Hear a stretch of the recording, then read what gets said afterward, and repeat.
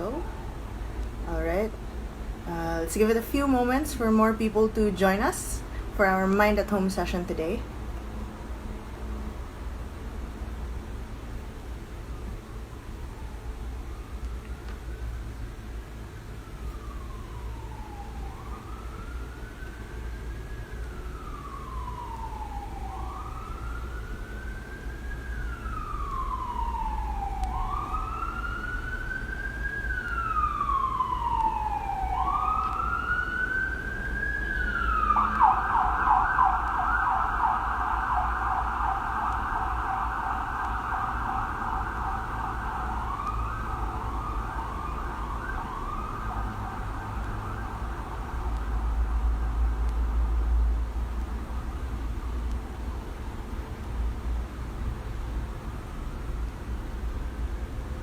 Okay. So, hello everyone. My name is Monique. I'm one of the science communicators at the Mind Museum. Welcome to another installment of Mind at Home. So, we're really going through some tough times recently. The COVID-19 pandemic is making many people sick and has put a lot of our everyday lives, our everyday activities on hold. So, what are some things that we can do to cope during these difficult times? And what can we at the Mind Museum do to help? So, according to the US Centers for Disease Control and Prevention, taking the time to unwind and do things that you enjoy can help you cope with the anxiety and the stress that the pandemic is causing. So, we at the Mind Museum firmly believe that fun and learning can coexist and that they can play a role in coping with the present situation. So, in order to help in slowing down the spread of the disease and to help flatten the curve, we have to stay at home as much as possible, and we have to always wash our hands properly with soap and water for at least 20 seconds. So how can we have a bit of fun while we're at home and do this while learning at the same time? So with Mind at Home, we at the Mind Museum are going to show you some activities or some experiments that you can do at home with materials that you probably already have at home. So if you have any questions for any of our demonstrations today, please be sure to type them in the comments and then we'll try to answer your questions. So for today, for our Mind at Home session today, we're going to be looking at making our own illusions. Okay, so what is an illusion?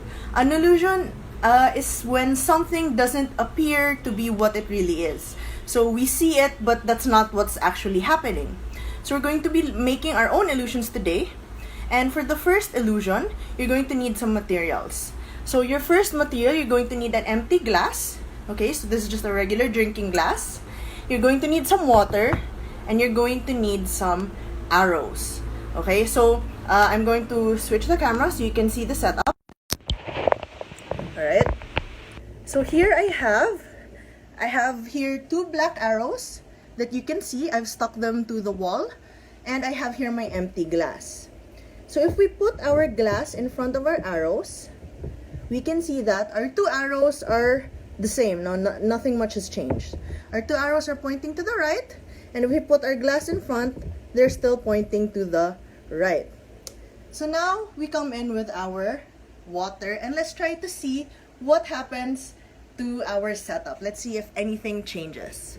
So I'm going to put some water in around halfway, and what do we see? Alright, so we see that earlier our two arrows were pointing to the right, and now our bottom arrow is now pointing to the left. So just with the addition of water, we can see that there is a change, no? And I'm gonna fill up the rest of the water, okay, the rest of the glass with water. And we can see now that both of our arrows are now pointing to the left. So is this magic? Well, it's not magic, no, this is science. We're talking about illusions again. And we can see actually that our arrows are pointing to the left. But if we move our glass out of the way, our glass of water, we can see that our arrows are still pointing to the right. And if we put our glass of water back in front of the arrows, we can see that the arrows are pointing to the left again. So what is happening in this experiment? You can make this illusion as well. So again, this is an illusion, and this is an example of what we call a physical illusion. Okay, so it's a physical illusion, and what's happening here is actually due to something that we call refraction. Okay, so this is refraction, and refraction is when light bends when it passes through a different material or through a different medium. So how does this work in this experiment? When we have an empty glass, I have another one here. If I have an empty glass, what's happening is the light from the sun or from our lamps is bouncing off of the arrows. It's passing through the empty glass, or at least it's filled with air, and it's going straight into our eyes, or in this case into the camera. So what we can see here is the arrows pointing to the right. But what happens is when we add water, we are changing something in our setup.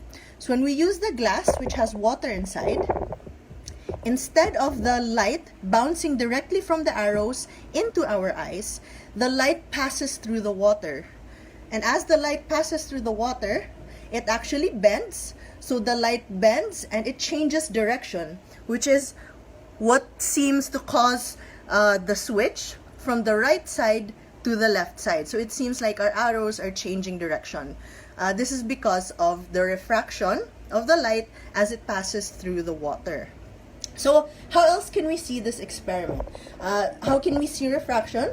Actually, if we have a very basic example of this, you might have seen this before, is if you have a stick or a pencil or a pen. So I have here a barbecue stick, and if we put this into the glass of water, okay, we can actually see that even though we know that our stick is a straight line, okay, it's not broken, when we put it into the water, we can see that it seems to break here. So it goes down, and then it seems to break, and then it seems to continue. But of course, we know that the reality is the stick is one straight line. Okay, so you can also try this. This is another way for you to see refraction. So this illusion, this seeming switch or this change or this breaking in lines, this is a physical illusion due to refraction. So what else can you do with this experiment? How else can you change it? I have here a different setup. I'm going to put down some colored towels, okay? And you can see here, actually, that on our towels, on the left side, it's actually blue. On the right side, it's purple. But illusion that you can do at home. We can try a different illusion, and this is another type of illusion that you can do at home. So what you're going to need is just a piece of paper and a pen or a marker. So you can start by drawing a circle, or actually any shape that you want, on the piece of paper like this. And then you're going to start to draw some lines. Okay? The lines should seem like they go behind the object, behind the circle. So it goes down here, it breaks, and then it continues down here. So you do this for the whole thing until you get a piece of paper that looks a bit like this.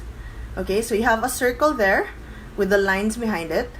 And then what you're going to do is you're going to connect the broken lines from here, connect this point and this point with a curved line.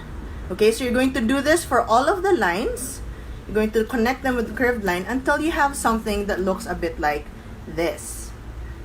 Okay, so this is another type of illusion that you can do at home. If you look at it right now, it actually looks like there is a ball or there's a sphere, something round, sticking out of the paper, right? So this is another illusion because we know that even if it looks like there's something 3D or sticking out, we know that this piece of paper is actually flat. Alright, so it's just a piece of paper and we drew lines on it. But because of the curved lines, our brains are tricked into thinking that there's something 3D. So this is another type of illusion that we call an optical illusion. Okay, so it's an optical illusion because these illusions are happening inside our brains. So when our eyes sees this image or these types of illusions, it tells our brains what it sees, and our brain thinks, oh, it's a curved line, that means it's 3D, or that means it's sticking out of the flat surface. So the optical illusions happen because our brains trick us into thinking that something's there even though it's not really there. So this optical illusion works by telling us, or by tricking our brains into thinking that there's a 3D ball or there's something sticking out of the paper, when in reality the paper is actually flat.